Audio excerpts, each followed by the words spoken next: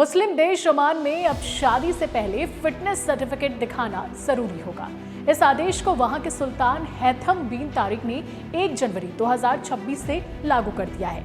ये नियम केवल ओमान में रहने वाले बल्कि विदेशी नागरिक पर भी लागू होता है जो किसी भी ओमानी नागरिक से शादी करना चाहता है। इस सर्टिफिकेट के लिए 2 तरह के टेस्ट कराने होंगे। पहला ब्लड टेस्ट, जिसमें मुख्य रूप से सिकल सेल एनीमिया और थैलेसीमिया की जांच होगी। वहीं दूसरा टेस्ट संक्रमण रोग की जांच के लिए है, जिसमें HIV, एड्स, हेपेटाइटिस शामिल है।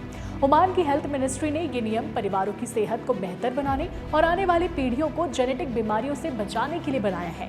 पहले ये टेस्ट ऑप्शनल था, जो 1999 से चल रहा था, लेकिन अब इसे कंपलसरी कर दिया गया है।